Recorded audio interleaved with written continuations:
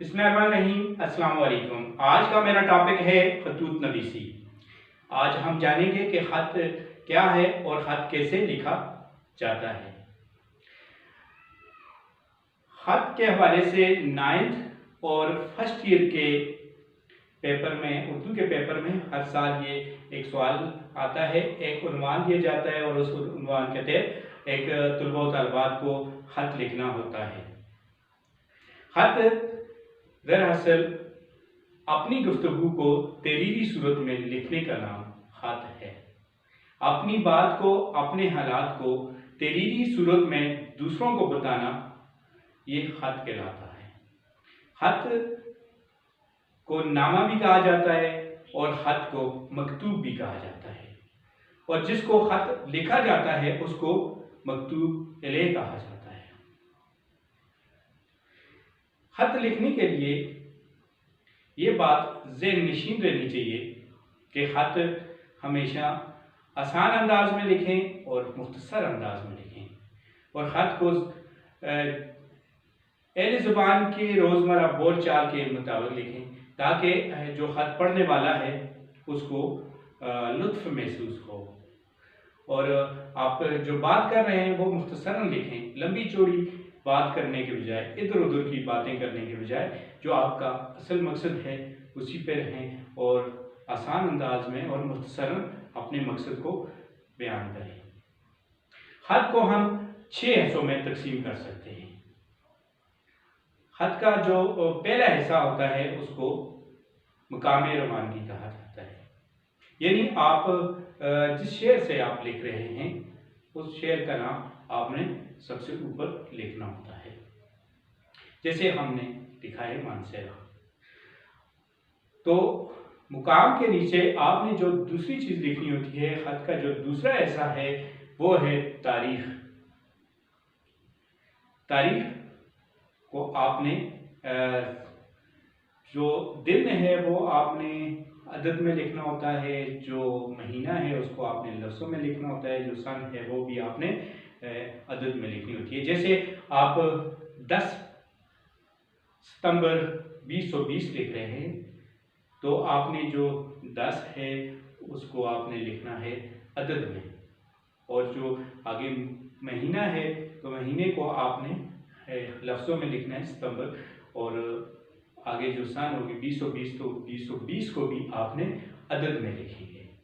तो ये आप इस तरह लिखेंगे। और जो तीसरा ऐसा होता है वो है अलकाब व आदाब। ये बहुत अहम ऐसा होता है।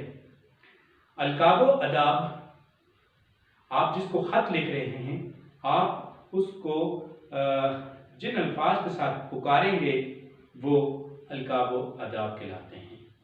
अलकाब व आदाब लिखने के लिए उम्र, ओहदे, रुतबे और हैसियत को मलूज़े खातर रखा जाता है, और उसी एतबार से फिर अलकाब लिखा जाता है। जैसे आप वालिद को ख़त लिख रहे हैं तो मोहतरम वालिद साहब, आप उस्ताद को ख़त लिख रहे हैं तो उस्ताद मुकर्रम या उस्ताद मोहतरम जैसे अल्फाज का इस्तेमाल करेंगे। और अगर आप अपने दोस्त को ख़त लिख रहे हैं तो दोस्त, प्यारे दोस्त लिखेंगे, और किसी छोटे को लिख रहे हैं तो मोहब्बत शफ़क़त वाले अल्फाज का उसमें इस्तेमाल करेंगे। उसके बाद जो चौथा हिस्सा है ख़त का वो है सलाम। सलाम ख़त का लाजमी जुज़्व है। आपने सलाम ख़त में ज़रूर लिखना है।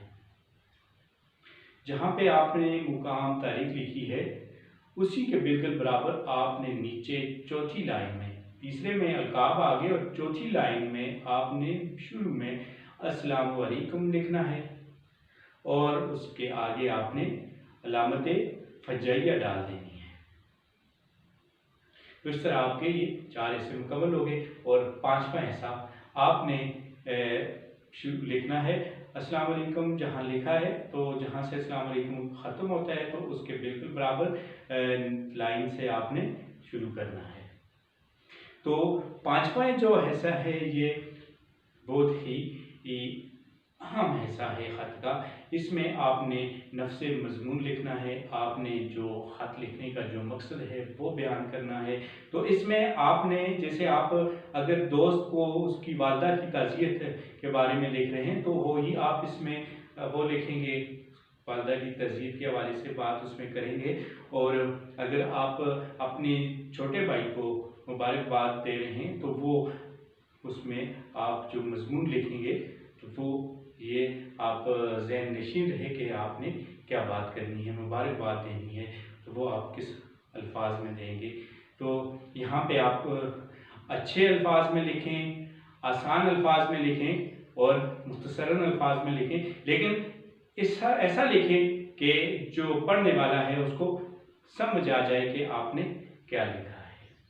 खुश हाथ करके लिखें। तो ये ऐसा जो है बहुत लाजम इम्पॉर्टेंट है, बहुत अहमियत का हामिल है ये वाला हिस्सा, पाँचवा हिस्सा। तो ये लिखने के बाद फिर आगे जो है छठा हिस्सा है।